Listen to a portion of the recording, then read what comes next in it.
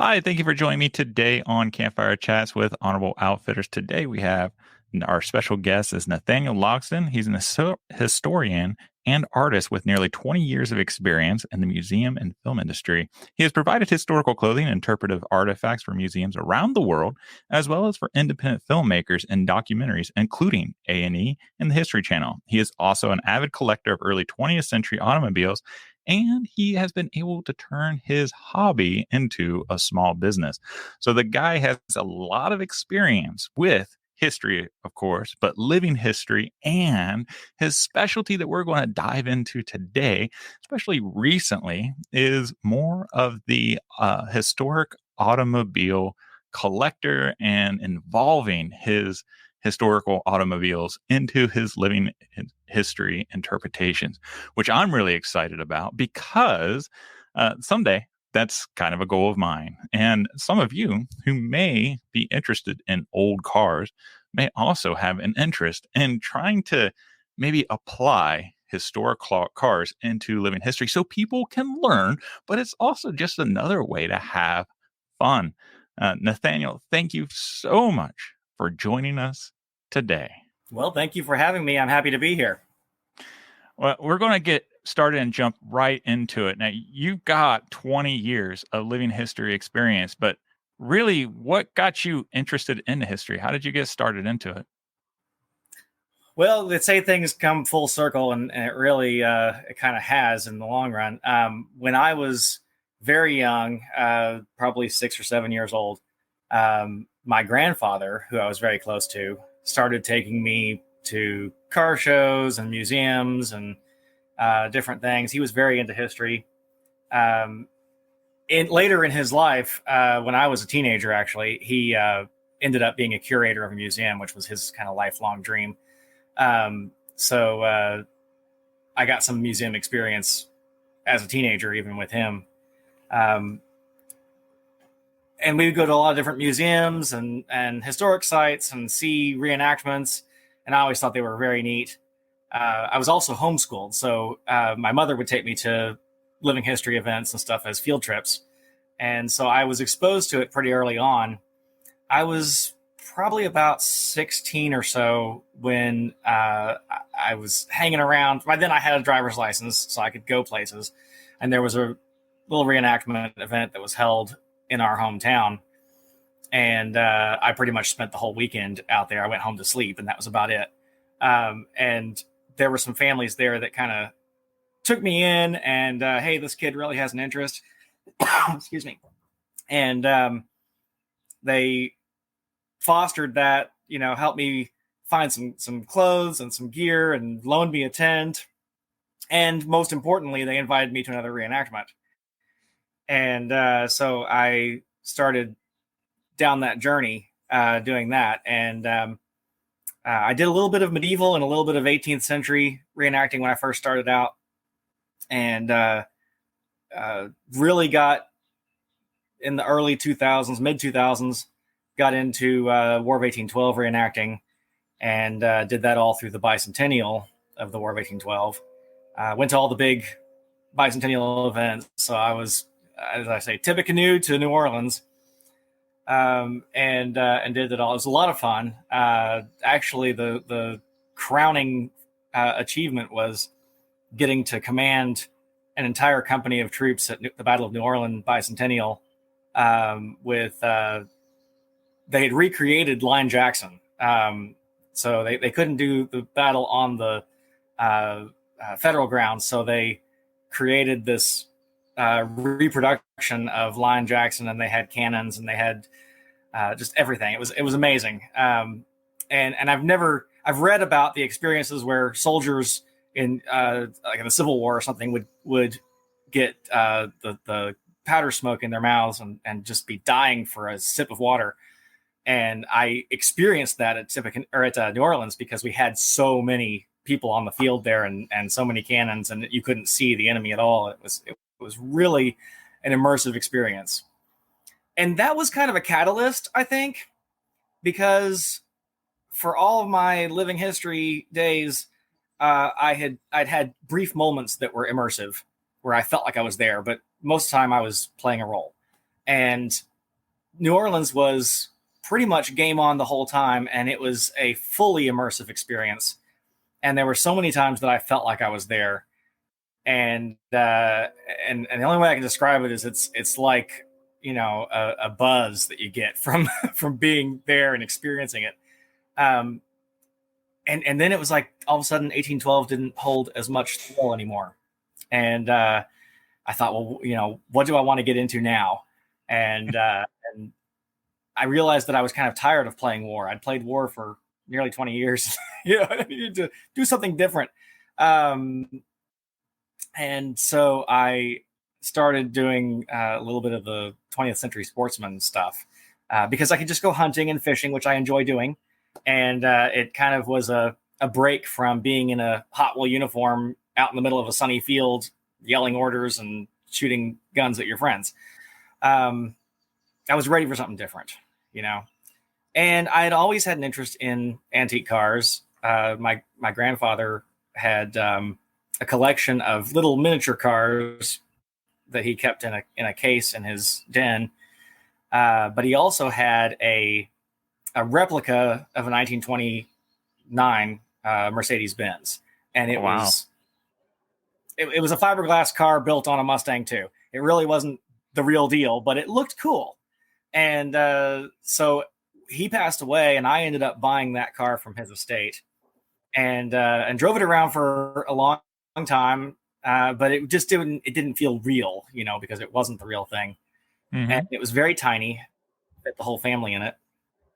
And so I ended up doing some wheeling and dealing, and I got my hands on a 1924 Model T, and it was really cool. It was really slow, but it was really cool. But it also had eventually the same problem. For those who don't know, I have 4 kids, ranging from 5 to 13. And so small cars just aren't good for our family. No. So I needed something. You just came back from a long road trip. You know what we're talking about here, right? So I started looking for something else to get into. And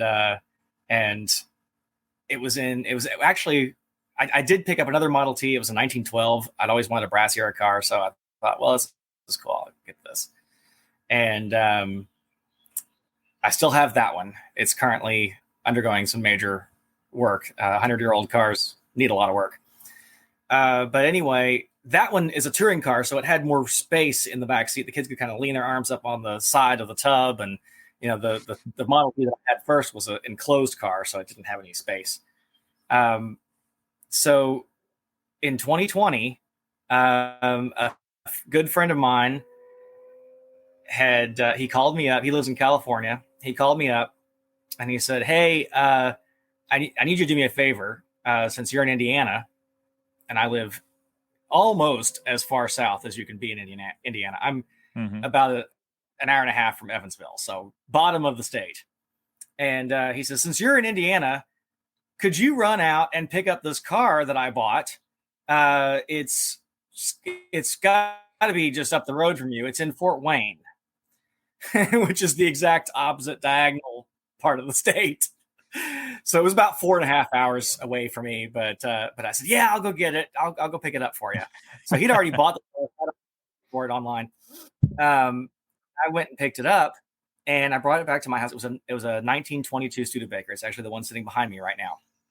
And I got it back home.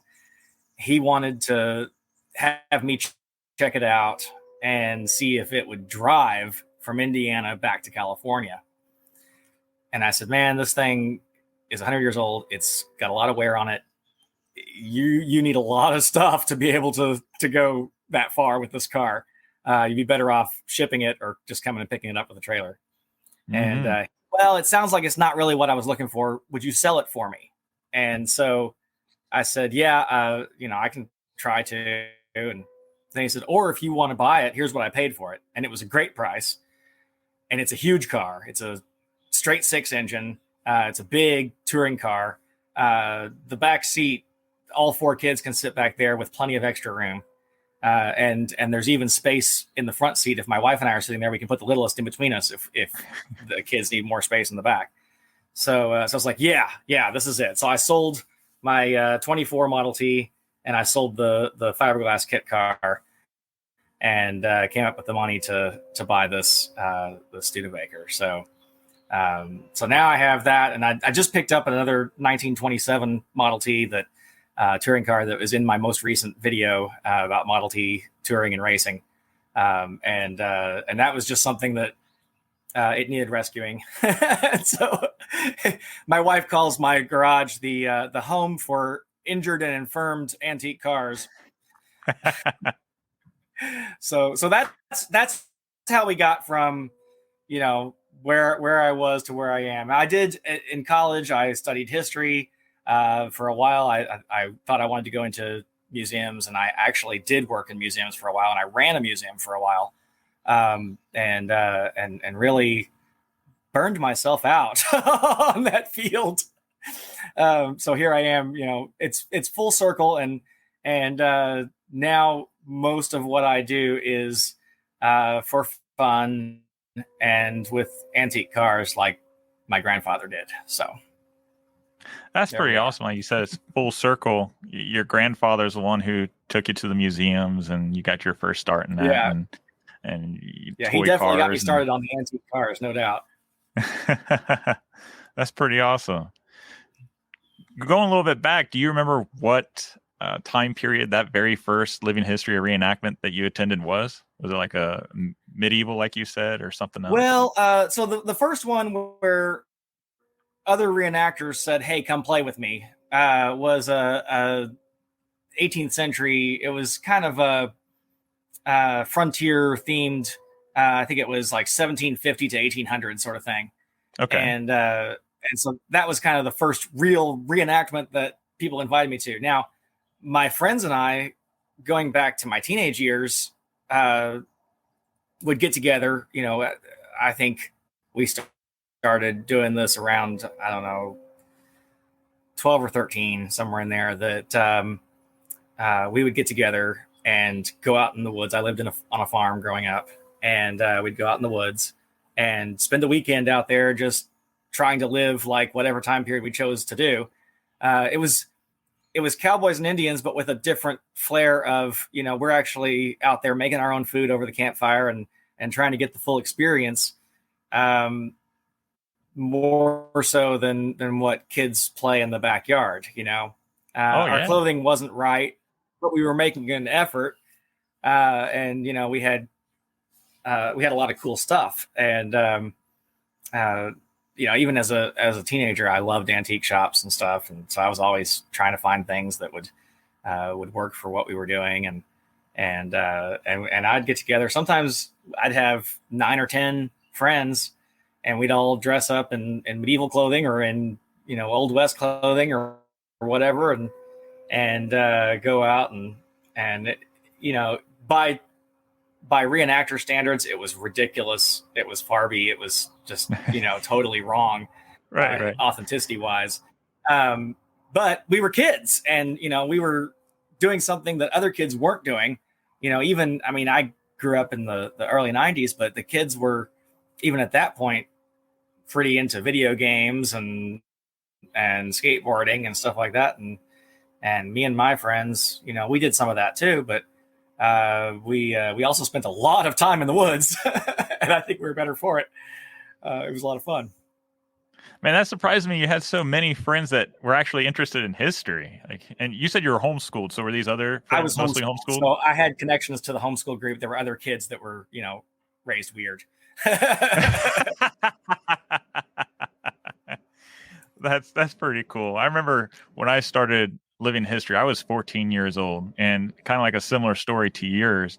I went to actually take a step back. So I went to a Boy Scout camp, and I was an Eagle Scout, and there was a Living History group that was passing out certificates to the Eagle Scouts, and I got one, and I got to talking to them. I was like, oh man, this is something I was interested in doing. And they said, hey, I'm going to do a training camp, in April. You should come. And they gave me the address and the phone number and everything. April comes, I'm really excited. And I get down there, and they've got some loaner gear that they throw on me and everything. And my parents are there with me the whole day. I was like, man, this is so cool. And at the end of the day, when it's about time for my parents to head back home, there's some young people in the group. They said, "Hey, can you just stay the night?" It's like, whoa, we didn't bring anything. He doesn't even have a blanket. And this is in April, right? And they've been like, don't worry, we got him covered. You know, well, we got blankets. He'll be fine. I froze my butt off that night so bad, but but it was so cool because kind of like you, there was a group of people who welcomed me in and encouraged it, and because of that, I found so many interesting people, and that was my start on the journey. So yeah, I think that reenactors, regardless of time period, you'll find that any reenactor is eager to share the disease. They want to get you involved and do whatever they can to facilitate that. I think I've never met anybody that said, "No, I don't want you to become a reenactor." They pretty much always say, "Yeah, let's do this. I'll help." Yeah, for sure. So, what time periods have you done? You said you've done some medieval. You said you've done some 18th century, War of 1812. Did you do any like World War Yeah, One, and in World the War 18th Two? century, we got to break that down because there's I've done Golden Age of Piracy, which is like 1690 to 1725. I've done No French way. Indian War, which is 1745 to 17. Well, I'll take that back. Let's skip back. I've done Jacobite Rebellion, which is like 30s, 1730s, 1740s. I've done French Indian War, which is 1750 to 1756, somewhere in there. 17. I'm losing my dates. And then Rev War, which follows that, Revolutionary War. I've done a little bit of Napoleonic, not a whole lot. And then, 1812, and skipped over the Mexican War, did a little bit of Civil War. I've done a little bit of Spanish-American War. I'm actually just now starting to dabble in cowboy stuff again. I haven't done anything cowboy related since I was a kid, to be honest. And that wasn't very good. But Well, you're from Indiana, so yeah, I mean, we don't have much opportunity for that. People will say, "Oh, have you ever been an Old West reenactor?" Yes, I reenacted the Old West of Indiana in 1816. We were the West. No, I have a couple of friends that have been encouraging me for years to do some really proper Old West stuff with them. And so I've been slowly working on putting something together that doesn't look anything like what you would see in the movie Tombstone. So yeah, and I've done a little bit of World War I and World War II, not a whole lot. I just kind of borrowed uniforms and played around with that a little bit. But in college, I actually did an internship where I lived aboard a tall ship and sailed up the coast of California and learned how to operate an 18th century square rigger. So I feel like I've lived a lot of lifetimes and probably still have a few more to live yet. no kidding, man. That's awesome. That's awesome. What got you interested in camping? Was it your grandpa or was your folks that got you into camping before you did the living history My mother stuff? liked to camp. We camped modern, but when I was a kid, we'd go camping every summer. My dad drove semi trucks, and so he was gone a lot, and so oftentimes it was just me and my mom going camping somewhere. He didn't like to leave the farm either. When he was home so rarely that when he was home, he wanted to stay home. So sometimes he would stay home and have dad time while mom and I went somewhere else and went camping. But all of our vacations involved camping of some sort. So that's just what you do when you're poor too. But but we had a good time and we enjoyed it. Yeah. It was a good experience. I learned a lot. I've always been very connected with nature. I didn't grow up in a hunting family, surprisingly. My father was not a big hunter and didn't really have any interest in it at all. I had a few neighbors that hunted, but I really didn't have that much exposure to it until I got married. And my wife's family are all really big into hunting. And so it was actually my brother-in-law who taught me how to hunt. But of course, immediately, after the very first time that I went out in the woods, I said, yeah, this is got to have some tweaks. And so because I was cold for one thing, I didn't like the Gore-Tex or whatever I was wearing. So the next time I go out there, I'm wearing, wool frock coat and leather boots and stuff. And my brother-in-law says, man, you're not going to even see a deer. They can smell you a mile away. Here, put some of this spray on. And I'm like, nah, just let me do my thing. And so I crawled up into a cedar tree where I felt like I had some cover, and the smell of the cedar would cover the smell of me, I hoped. And to top it all off, it was muzzleloader season. And I said, well, I've got a muzzleloader. I don't need to borrow your muzzleloader. I've got a muzzleloader. So I brought a 1780s style flintlock rifle, 50 caliber rifle that I built. And I go out to their farm, and there's this camping cabin there that they've got, and all my several brother-in-laws and several of my wife's uncles and my father-in-law, they're all there, and they're all pressure's on. Going for the hunt. This is our weekend to hunt. And everybody's got their, one guy had a brand new gun, and he one of those real nice, inline jobs or something. And he looked at my gun and he says, I hope you're not planning on hunting with that rock crusher. And I said, oh yeah. I said, I feel confident. I said, I've live fired this many times. I can hit a target. I'm sure I can hit a deer. And he's like, well, you're sitting out there in the woods and it's damp, and your powder will be wet. And he says, I tell you what, he says, I'll do you something, real good for you here. When you're tired of using that and you'd like to get a deer, I'll let you borrow my new gun. And I said, okay, it's a deal. And so that morning we went out, and I sat in my cedar tree with my flintlock rifle, and this beautiful doe came walking in, just a perfect opportunity. And I took a deep breath and drew a bead and pulled the trigger. And when the smoke cleared, she had gone about 30 yards and laid down. And she was gone. It was a perfect shot right through both lungs. And so I dragged it to the edge. My wife came out with the ATV and picked it up, and we brought it back to the farm. And I looked at my watch, and it was 8:45 in the morning. And I said, wow, that's kind of early. That was a good hunt. I'll go ahead and have some breakfast. And about noon, that particular uncle that had given me a hard time, he comes walking in, and he just drops that new gun on the ground. And I said, what's the matter? He says, I saw this beautiful buck, great big 12-point buck, just perfect, and the gun jammed. It wouldn't go off. And then he looks down and he says, that's a nice doe. Who got that doe? And I said, I did. I said, would you like to borrow my rock crusher? So that was my first deer. And I was 23 or something, at that point. But I've been an avid hunter ever since. I really, and I had done a little bit of squirrel hunting before that deer. I had done some squirrel hunting. I had a roommate for a while who was, he was 1/4 Choctaw Native American. And he taught me how to hunt for squirrels and rabbits because he grew up down in Arizona and did a lot of that kind of stuff, hunting for rabbits in the desert.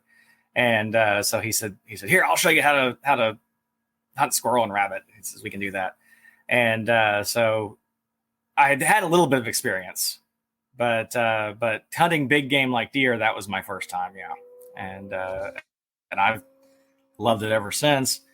So when I found a way to incorporate hunting and fishing, which fishing for me, I had I've been fortunate to have a lot of great experiences with elders in generations before mine. I had a great uncle that he passed away at 94 years old. He had a very long life, but he was born in 1912. And when I was a kid, I would go stay with him for a week or so every summer and go fishing. He was an excellent catfisherman, even better at cooking them.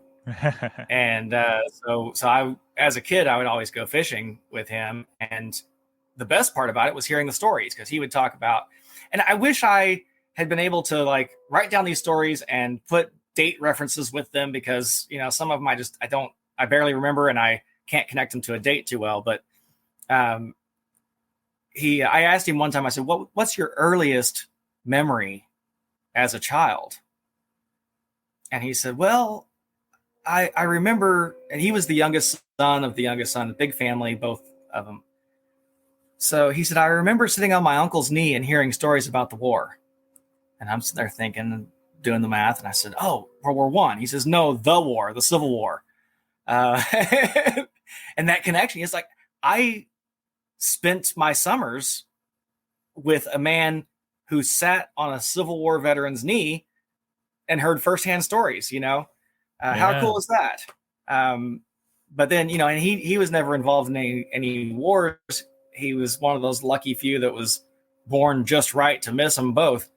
But he remembered driving to Louisville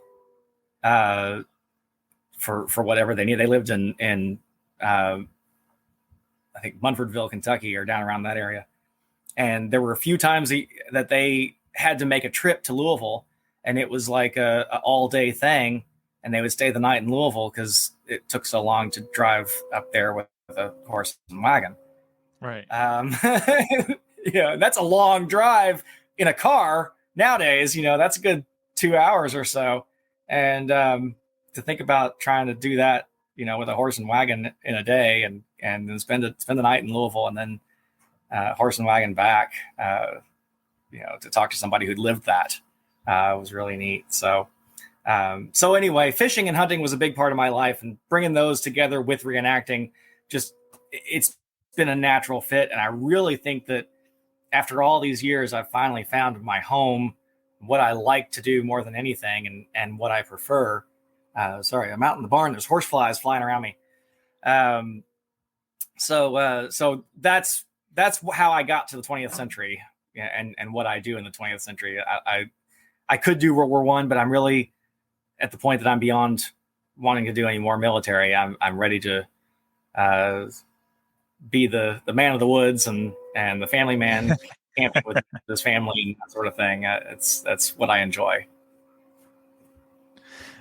That's kind of what got me into the 20th century too, is my family taking my kids out to reenactment, because they're at that age where they're not quite old enough to really go out in the battlefield and carry a gun or do much of anything besides just look pretty. And my boys really have no interest in playing a drum or fife. So yeah, my kids don't either. For people who's interested in getting into living history, I would even argue that 20th century reenactment or living history is a great opportunity to get your feet wet, because equipment is so affordable. You can still go on eBay or Goodwill or whatever, and you can find acceptable pieces that are still usable versus like. Yeah. Now I do want to say something about that. As reenactors, you know, we're always looking, how do we get into this cheap? And that's really something that's gone back to the beginning of reenacting. And during the 1960s, reenacting really got its start with the Civil War centennial, and then immediately followed by the Revolutionary War bicentennial. And so during that time, the Civil War was only 100 years back. And you could go to secondhand shops and buy Civil War uniforms that were, you know, great grandpa's or whatever, and they were cleaning out his house because he had passed away, and what do we do with this old uniform? You know, it'd be the same as a you know, you see World War I uniforms for $100 on eBay, right? You know, original, and because it was in the closet and nobody in the family wants it anymore. Well, that's what Civil War uniforms were like. So reenactors started buying them and wearing them onto the field, and those uniforms were beat to rags because Yeah. they were being used far more than they were originally, um, and by then the fabric was already old and somewhat deteriorated, and so a lot of great uniforms and articles have been lost because they were worn out by reenactors. And so that's the mentorial tale that we take from quote our ancestors. In other words, the reenactors that came before us, is let's do better and preserve more of the stuff for the period that we love by not using original stuff if it's going to damage it. Now, an automobile needs to be driven. They actually will survive better if they're being used. If they just sit and molder, it's not good for them. The engines will lock up and eventually it just all rots away. So things like automobiles or even like camp stoves, anything that involves gasoline, lanterns, stoves, and cars need to be used. So that's the exception to that rule, is that yes, you should use those. And things like camp kitchens, the tin metal style ones, or I really like the little bake ovens that sit on top of a camp stove. Things like that, you're not going to hurt it. You're doing what it was meant to do, as long as you clean it and oil it and all those things that you're supposed to do to maintain it, as you would any camping gear. Right. You're not going to hurt it, and you're going to preserve it. But if it's fabric or leather, I really encourage people to go with reproductions, if at all possible. This is a perfect opportunity to let our listeners know that you, sir, have recently started specializing in early 20th century reproductions. Now, you've had your store for a while, and you've done like 1812 and some 18th century or 1700 stuff, but now you're bringing in boots and shoes and old hats, all sorts of awesome early 20th century. So for a number of years, I ran a business supplying reenacting gear, and that was my sole income. Again, I've somewhat burned myself out on that, and also as I'm passing 40 and things are not as good as they used to be, it's hard to set all that up weekend after weekend and sit out there in the heat and try to make a go of it. Right. So I have a regular job now, and it's a pretty good one, and I enjoy it. So this is really more of a hobby business. I think the kids call it a side hustle. Anyway, so as a result, I am able to dabble in things that maybe aren't as financially lucrative because there aren't as many reenactors doing it. But I'm managing to get some cool stuff out there and make it available. And that's really my goal at this point is, if I make a little bit of extra money, I can spend it on these cars. That's great. Because they always need, they're like children. They always want something. This one actually wants a valve job right now. So anyway, that's my only goal, is to make stuff that people need affordable and available, and maybe help support my car habit. And for those of you who don't know, his store is called Logsdon and Co. He's actually got an official website and everything. So it's Logsdon and Co. Check out his stuff. Logsdonandco.com. Spell out and.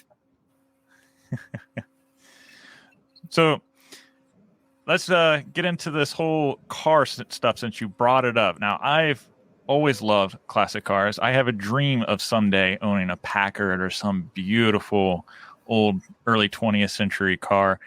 But how does one, first of all, find a good, suitable car that would be good to pick up for living history or just for general use? How did you do it? Did you have a mentor or a club or what? Well, I didn't really. I started out with kind of a seat of the pants scenario, but I found mine on Craigslist. The first one that I had, the 24 Model T. I found that on Craigslist, and I didn't really know much about it, and it it was an old fellow owned it. He had health problems and he couldn't help me get it started. It hadn't run for a couple of years. And so I really, not knowing what I was doing, I really took a chance when I think about it. But Model Ts, unless the engine is locked up, they'll probably run as long as the engine turns. So I took it home and I played with it for a week or two and finally got it to start, got it running, and then came the whole job of learning how to drive it because they're ridiculous to drive. It's like nothing you've ever driven before. I tell people it's a cross between a go-kart and a tractor, and yet nothing like either one of those. So people ask, is it a manual or an automatic transmission? I go, yes. It's a little bit of both. It's a weird thing. There's videos on YouTube. You can see how to drive them. They're really, really confusing at first. But once you start doing it, it's intuitive. And that's why they were built the way they were, is because it's difficult for somebody who has driven modern automobiles to drive a Model T. But if all you know is a horse and wagon, then the Model T is intuitive. And so that's why it is the way it is. I did actually, shortly after I got mine, I realized I was in over my head. And I found a Model T group on Facebook and started talking to some of those guys. I was able to get a few questions answered on there. And then a couple of them said, "Oh, find your local Model T club." And I'm like, yeah, local Model T club? What's that? And so I got on the Model T Ford Club of America website. They list all their chapters, and there was a Indiana chapter, and there used to be some smaller ones, but now there's just kind of one big one in Indiana, and or maybe two actually. But anyway, I contacted the one that seemed to be covering my area, and surprisingly, I got a response right away. And hey, we're glad you decided to do this, and we'd love to help you with your Model T. There's this fella that's in your area. Here's his email address, and I've also sent him your email. So reach out to him because he lives just up the road from you. And sure enough, The guy emailed me like the next day, and turned out to be just a wonderful, wonderful mentor. He knows a lot, and what he doesn't know, he knows somebody who does. And so he's been instrumental in my journey for sure. And through him, I've met other people in the area that are into Model Ts. And so I recently, well, it's not my first time, but recently I finished a Model T tour where we had about 25 Model Ts. I think that's about the third one of those that I've done. And it's a lot of fun. It's not really a period thing because it's all about the cars. And there's hardly anybody in period clothes, but you just drive crazy long routes. I mean, we do like 100 miles plus a day and drive all over the countryside and drive through creeks and see all kinds of neat things that are on the back roads that you never see because you're on the highway. So that's a lot of fun. I highly recommend getting involved with a local group, especially if you don't know anything about it and you want to learn more and you want to learn before you get a car. Look into that, because there'll be somebody there that will have a car and they'll say, "Hey, I'll take you for a ride. I'll even show you how to drive it, and you can decide if this is really for you." And the most important thing is those guys will go with you to look at cars that you want to buy, and that's really important too, because then they'll say, "Oh yeah, I don't know about this one," but no, usually, like I said, Model Ts, there's not much to them, so. As far as mechanical experience, what I always tell people is if you can work on a lawnmower, you can work on a Model T. They're pretty much just a 4-cylinder Briggs & Stratton. Real simple engines. Now, some of the big cars are a little more complicated, especially if you get into a Buick or something. They've got a overhead valve system. That's a little trickier. But they're still really simple. and if you have any mechanical know-how at all, you'll be fine. Now, there's some things that if you're rebuilding a whole engine and you're going to pour Babbitt bearings and all that stuff, yeah, you probably want to find a machine shop to do that for you. But as far as just getting one running and maintaining it and tuning it and all that stuff, yeah, it's cake. They're real simple engines. How would you compare the culture of living historians or reenactors to those people who are involved in historic cars? Are they pretty similar? Oh, very, very, especially the Model T people. So there's I'm sure there's exceptions to every rule. Sure. But generally I find that the more expensive and rare the car, the less helpful the individual who owns it will be. So when you talk about having a Packard or a Peerless or something like that, you want to find some people who know those cars that are friendly to you before you get into those cars, because I've run into a few people that were pretty snooty about their cars when it's a car like that. Model T people are the salt of the earth.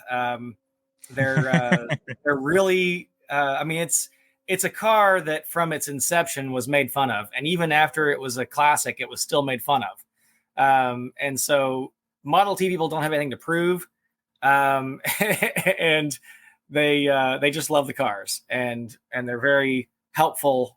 I find in getting those running.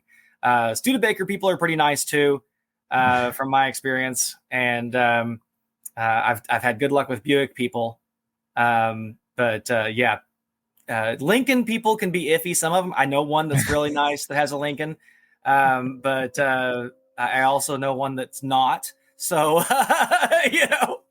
just it is what it is. When you get into the expensive cars, you got to watch them. But yeah, basically they're all the same. It's if you share the love of what they love, they don't care how you dress. The car people are just excited that you're interested in these early cars, and that you're under 70 years old, because a lot of the group is aging out, and that's happening with a lot of hobbies. I don't know really what the scenario is there that's causing that. The old guys say it's the young people aren't interested in these old things and they don't have a love for history, and to some extent maybe that's true, but there's a lot of people my age and younger that love history. So I don't think that's all of it. And I think that, I think money is probably the biggest factor. Our generation has much bigger mortgages and don't have union jobs and all these other things. And college was a lot more expensive for us. So there are some factors there that makes it hard, because I know lots of people that would love to have an antique car and do what I do. And they just, they can't afford it, or they think they can't afford it. Really, it's not. If you get into something like a Model T, a lot of people want the big cars and they want to be able to go 55 miles an hour, which is great. That's wonderful. But if you're willing to go 35 as the top speed, then a Model T is really the way to get into it cheap. I've seen good Model Ts that, maybe need some cosmetic work, or maybe, need some engine work and things like that. And you can pick them up for, a couple grand. I think the first one that I bought was $5,000, and it didn't have much wrong with it. The paint wasn't great and the upholstery wasn't great. It didn't run when I got it, but it ran shortly after. It was all there. It just needed to be woken up. There wasn't even anything wrong with it. It wasn't like it stopped running and he parked it. It ran when parked, but he hadn't run it for 3 years, And so it didn't take much. It took some fresh gas and a little cleanup, and it was ready to go. Just needed to get the juices moving, Right. So yeah, I mean, you can get into it for if what I tell people is try to buy the best car you possibly can, because it's going to save you money in the long run. The less you have to do to it, the happier you're going to be and the less money you're going to spend. So if you save up 10 grand, you're going to get a really nice Model T for 10 grand. It's going to look good. It's going to run good. And you can pretty much turn the key and go for a while, but eventually something will break.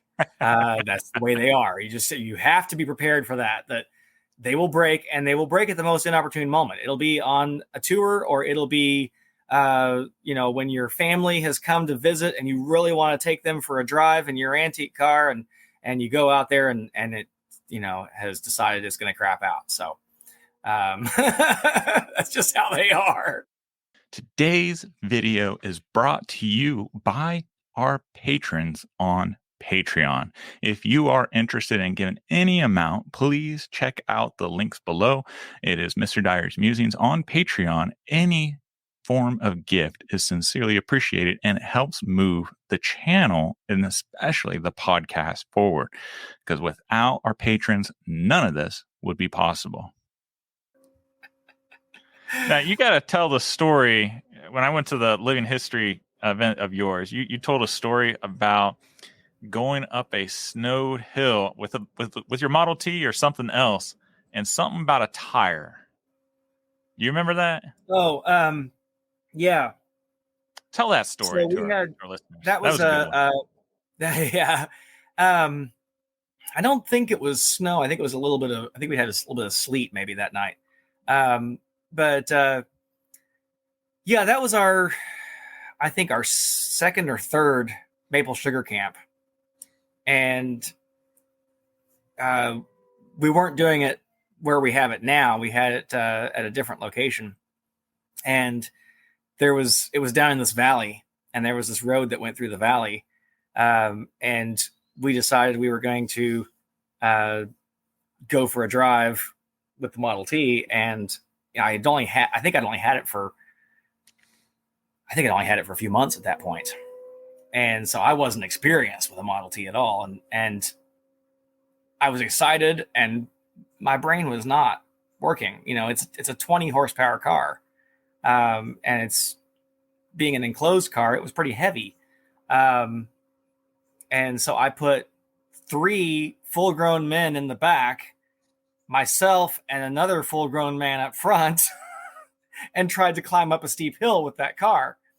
And there was a little bit of sleet on the ground. I don't know that the sleet really had that much to do with it. It makes a better story, but because they had salted the road. But the Model T by itself wasn't going to make it, even if the pavement was dry. Not with that much weight and only 20 horsepower. And it wasn't, in the best of shape yet. So it was kind of a sick 20 horsepower. Probably running more on 18. But we got about halfway up the steep hill, and I still had the kit car at that point. So I had let somebody else drive the kit car, and they had a couple guys in the kit car. And but the fellow that's driving it, he didn't know much about that car, so he was still getting used to that. First time he'd ever driven it. So we get about halfway up the hill, and the Model T just dies. And when it stops and it starts to roll backwards, you don't have much braking ability. So I'm standing on the brake pedal, and I'm pulling on the emergency brake, and I'm trying to stop this thing from, it's slowly rolling. It's not fast, but it's slowly rolling. And the guy behind me had just missed a shift on a gear, thought he was going into third and actually went into fourth, and or fifth, I guess. But anyway, he skipped a gear and jumped it over. And so he was having a similar issue, but hadn't looked up yet. He was looking down at the gear shifter. And so he looks up, and there's this Model T rolling backwards at him. And he said that it was the scariest part of his life right there. He thought, getting in a car accident is bad enough, but wrecking, 2 antique cars is even worse. But the tire thing, that happened also that weekend, but it wasn't the same incident. It was, I think, the following day that that's how I learned that you have to put a much higher air pressure in those tires. I was running them. I didn't know, and I didn't think to ask. And I just saw the size of the tire and thought, you run 35 pounds of pressure in a modern car. I bet you can run 35 pounds of pressure in these, and that's probably about good. It felt nice and firm, so Right. so it had to be right, Well, you need to run 55 to 60, 65 psi in these antique clincher tires, or they won't stay on. Oh, And wow. so that was my experience. I had a couple of guys in the car, and we're cruising down the road. I think this was the following day because I had lightened the load quite a bit for this trip. And so we're just puttering along, and all of a sudden there's a thump that comes from the rear end, and the rear tire just passes us by and heads on down the road. And it just rolled right off the rim because there wasn't enough air pressure in it. So that was a learning experience. Fortunately, I had a spare and was able to get it put on. And that's when somebody else who was there said, I think you're supposed to run higher pressure in those. And so I called my buddy and I said, hey, my mentor, I said, how much tire pressure should I put in these? And he says, at least 55 PSI. Yeah, so, okay. So it's a learning experience. These cars will teach you. There's not much you can do to destroy them. I mean, unless you wreck them. So as long as, before you go anywhere, make sure your brakes work, because that's really the most important thing. As long as you have brakes, you'll live. And don't race the train because it can't. But as far as learning how to work on them, they'll teach you because it either works or it doesn't. And, it's very simplistic. I was terrified the first time that I did a valve job because I thought, this is like, machine shop work. I don't know about this. This is crazy. I don't even know how to hand lap the valves in, and that seems so hard. Well, it's not. It's really easy. If you got the tools, it's really, really easy. It took me less than an hour to grind all the valves. The hardest part was getting the head off and getting down into the to where the valves are, getting the valves removed. But once the valves were out of the head, or out of the block rather, then it took me less than an hour to grind and lap all of the valves, all 8 of the valves in that Model T. And you couldn't do that with a modern car. It would take so much longer with a modern car. They're over-engineered. The tolerances are ridiculous. You look at there's a manual, there's a service manual that Ford published for the Model Ts, and it's very, very detailed. It also shows how much time you can charge for each job. And I look at some of these jobs and I'm like, there's no way they did it in that short of a time. But I guess if you've got it set up and you know what you're doing, it's, it usually takes me about 6 times as long as they say it should take. But the information's there. It's very detailed. And they'll, it explains there's even photographs in these manuals. And you can find shop manuals for a lot of the other cars too. Maybe not as easily as the Model T one. I'm still hunting for the 1922 Studebaker shop manual. The 25 through 30, I think, is available, but the earlier one's not. And unfortunately, they were quite different because Studebaker, like some of these other car companies, like to dramatically change their model every year. And Ford ran virtually the same engine from 1911 up to 1925 with only very minor changes in that engine. 26 and 27 was the first major improvement since the 1909 engine. Ford really hung on to the old technology for as long as he possibly could before finally upgrading just due to public demand. That's amazing. Right before the Great Depression too. That kind of sucks. Yeah. Well, it worked out because the Model A was a hit. So it didn't hurt him any. So as we start wrapping up here, for someone who's interested in getting started in 20th century living history, and you on your YouTube channel, you've got some great videos actually introducing people into clothing and how to identify proper dress. Yeah, and that was kind of a like basic get you started thing. And I have plans of doing some more in-depth videos. I'm going to try and focus on individual garments and start talking about them. The first two that are on the list is I want to talk about shirts, and I want to talk about trousers, specifically blue jeans, because everybody keeps asking about blue jeans. And so I'm going to go through on a video here soon what's correct, what's not, and where to find what you need, and get into that. So I'll have some more in-depth clothing ones hopefully here soon whenever I have time. Like I said, I have 4 kids and a real job. Yeah. So is there some general advice? I mean, you've done reenacting from all different periods, but is there something that you could pull out from all your years that could help somebody get started? I would say the most important thing, I think, is to figure out what you want to do. So, 20th century, early 20th century is kind of vague. Most of our groups run 1890 to 1930, and that's still a wide range. And if you're going to put together clothing, you want to figure out first who you are. And so, you'll want to set a time. Generally, I split the period up between pre-war and post-war, meaning World War I, because so much changed after World War I.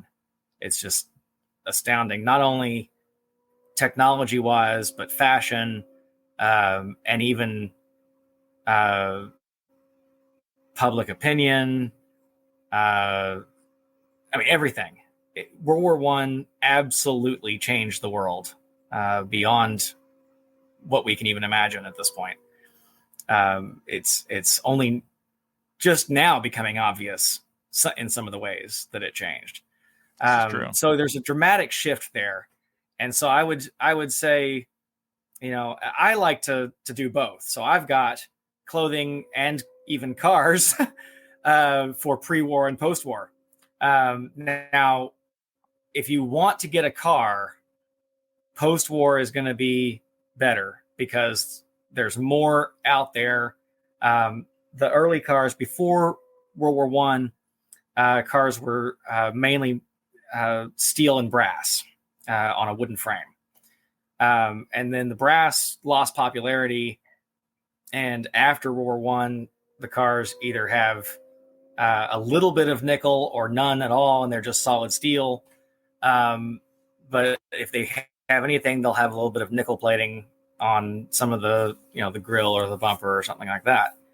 And so we call those earlier cars brass era cars, and then the later cars would be the we call them post-war cars, but the World War II people call them pre-war cars. It's confusing. But the brass era cars, what you got to remember about those is the radiators are brass and the windshield frames are brass and the headlights and the side lights are brass.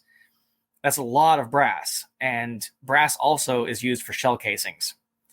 And so there's very few brass cars that survived 2 World War scrap drives. And that's the sad truth about it. There aren't a lot out there. So you're going to spend a lot of money to buy a brass era car. The exception to that is getting a Model T. You're still going to pay twice as much for a brass era Model T, but they're available, especially the 1915, where by then Ford had started doing assembly line production. So there's a lot more of those out there. they get scarcer every year you go back. And there's only a handful of the 1909s around. I have a 1912, and I really just lucked into that. It was it was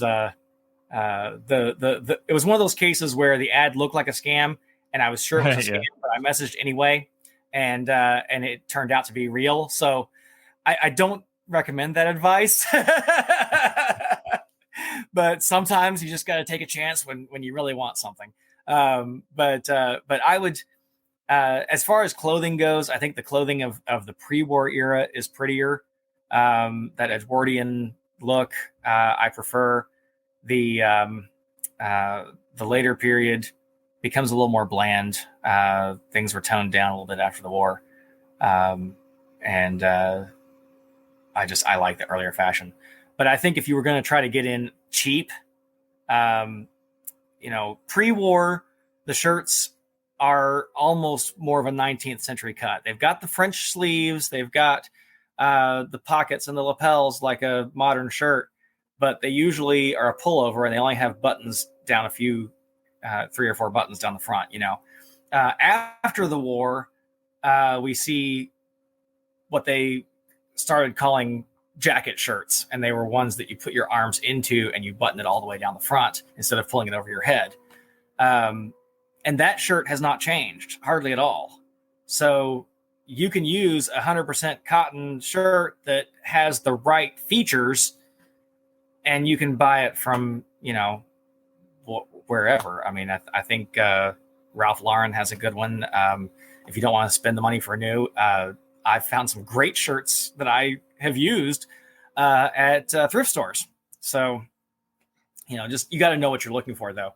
But I would say post World War I, the cars are cheaper if you want to get into a car, and the cars are usually more powerful and faster. So you'll be able to do, maybe if it's a Model T, it's never going to do highway speeds. It's going to do 35, and that's it.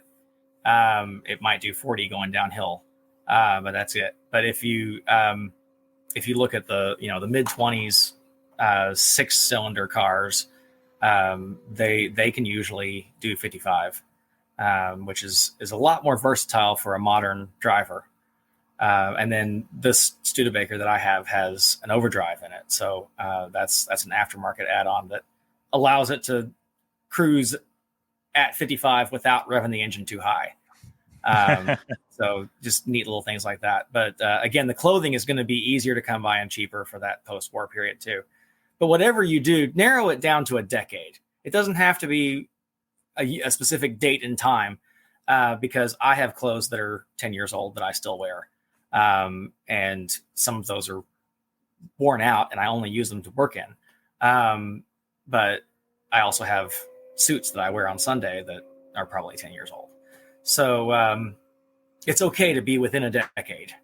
But I don't think that you could pull off wearing 1890s clothes and saying that it's 1930, because that just, you would look silly if you lived in 1930 and walked around in 1890s clothes. Everybody would know that you were wearing old clothes. Right. We're far enough away that to us, old timey is old timey. But if you put yourself into the perspective of somebody living there, that would be like somebody walking around in 1980s fashion today. And we would definitely notice that. Right. So I would do your research, narrow it down. That's the best advice that I can give you. Before you spend any money, zero in on what you want to do and who you're going to be and what your impression is. And I've got a good video on my YouTube channel, 20th Century Adventures, that is talking about how to research and build an impression before you even start on any of that clothing. Now, unlike other time periods in living histories and reenactments, where it's Civil War, where it's War of 1812, where it's French and Indian, or a particular time period in medieval, there's not too many 20th century civilian living histories or events yet. So there's a lot more leeway, I would say, with picking that 10-year time frame. Just be sure that your gear and your equipment is in that 10 years. It doesn't have to match, someone who is, 1910 and you're Sure. going to We get relevant history. together, we have camps, and we've got 1890s guys there with 1930s guys, and it, we ignore it because we're all there for the same reason. And yes, our community is small. However, I do notice that our community is growing, and I hope that down the road in the future, we may have bigger events and more date centric events. I just recently found out about a great little event that they're doing down in Munfordville, Kentucky. That's trying to incorporate the antique car crowd and the living history crowd together, which is pretty cool. And then there are some other smaller things around the country, and it's going to grow. It's honestly, there's a Facebook group that I'm a admin for, along with a couple other guys. We all share the job, and it's called 20th Century Sportsman. And I don't know what's going on. I don't know.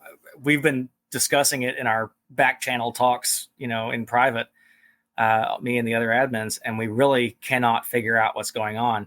But we are adding about 40 or 50 members a day to that group. And this has been going on for about 2 weeks now.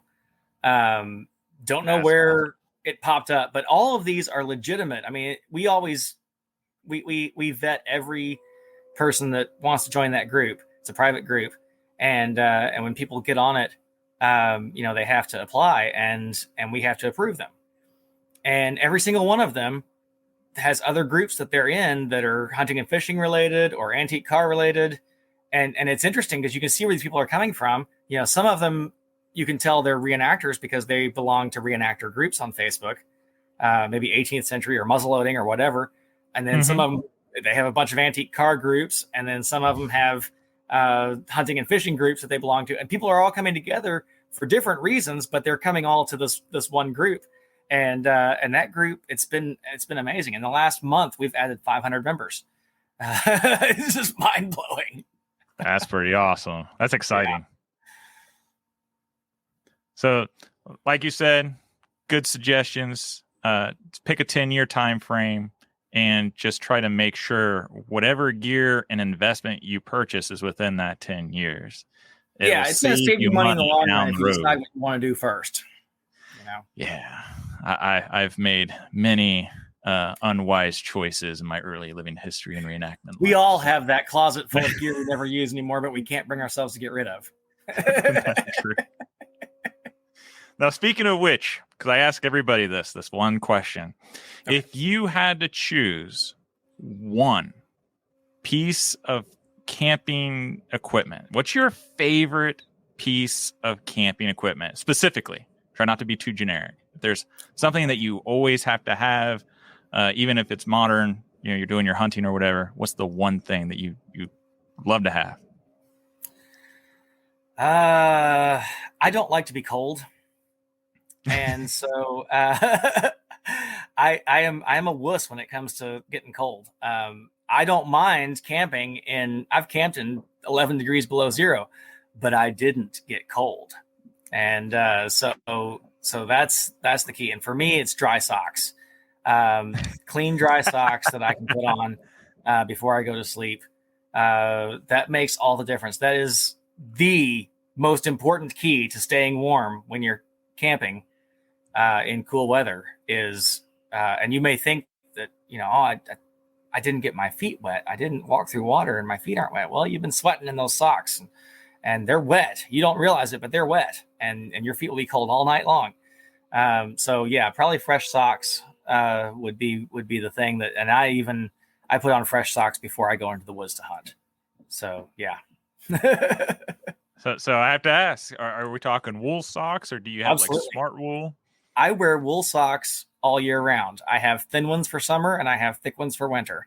I had a problem a few years ago, and not to get too disgusting on medical issues here, but I thought I had like athlete's foot or something, and because I had this rash that was coming up on my feet, and I went to the doctor about it, and he says, "Oh, it's some sort of contact dermatitis. It's not athlete's foot. You're just having an allergic reaction to something." And I thought, well, I don't know what it could be.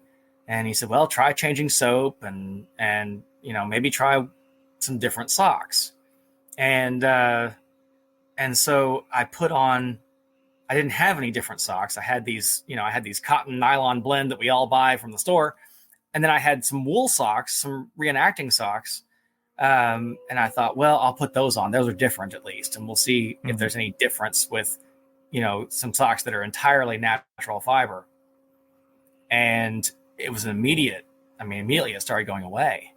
And so I thought, well, there's something to this.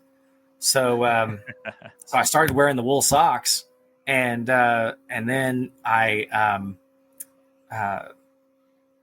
done that for years. I haven't had a foot problem except for one time when I was away from home, hadn't brought enough socks with me, and I stopped at a store and I bought a pair of cotton nylon socks. And I wore those one day, and my foot was breaking out. Both feet were breaking out. So for me, I can't wear anything but wool anymore. It's the only thing that my feet don't react badly to. So take that for what it is. Others' mileage may vary. That's fantastic. I've got a reputation with my scouts, and I was at summer camp last week, and the adults even poked fun at me because when I get my new set of scouts and we're talking about what they're packing in their packs, like, you got to take at least 3 pairs of extra socks, and halfway through the hike you got to change your socks. Like, I'm really, really onto this. And it's got that reputation. But man, you are so right. You got to take care of your foundation, and that tip about socks at night, man, if you got cold feet, you aren't going to sleep. No, not at all. It's the worst. It's like the gateway to the body. That and the top of the head. I always wear a hat when I sleep in the cold weather, because if you can hold the heat in here and you can hold the heat in to your feet, you'll be a happy camper. All right, man. So I'm going to go ahead and wrap up. I really appreciate you joining us today. You've given us so much good information, getting people involved in living history, and I hope that they visit your Facebook group, Amalgamated Order of Motor Campers, and of course, Early 20th Century Sportsmen, Logsdon & Co., your website. That way they can check out some awesome gear, especially some of those new fancy boots that you got. Right. And Early 20th Century Adventures on YouTube, because you got some good stuff coming out of there too. Especially, my favorite video is still your squirrel hunt. I just love that squirrel hunt, man. That thing is it's still going, man. I can't believe I think we're at about 8,500 views now. So I'm really excited with how that has taken off. People seem to really like that. I'll have to do another hunting video once we get the hunting season. I hope so, man. I hope so. And I can't wait to join you again at your farm for a living history. Yeah, so. Yeah, we'd love to have you and anybody else. If you get on one of those Facebook groups, you'll see the Maple Sugar Fest or Maple Sugar Camp that we do, and we make maple syrup out here in the hills of Indiana. So we do it all in a period style, and I usually have some car out there, and we usually get it good and muddy. So yeah, love to have a few more campers. Speaking of which, before we go, you do have a camping opportunity for people there in Indiana at Fairhaven Farms, and it is on Hip Camp. So those of you who might be interested in camping in a nice, beautiful territory in Indiana, check out Hip Camp, Fairhaven Farms. Nathan, I really appreciate it. A couple of really nice campsites made down there for people to use. So yeah, check it out. Thank you so much, man. I appreciate you joining me. I'm going to go ahead and let you get to bed. Tell your family I said hi, and I'll see you at a camp sometime, man. All right. Thanks for having me. I really enjoyed it. Glad we finally got to do this.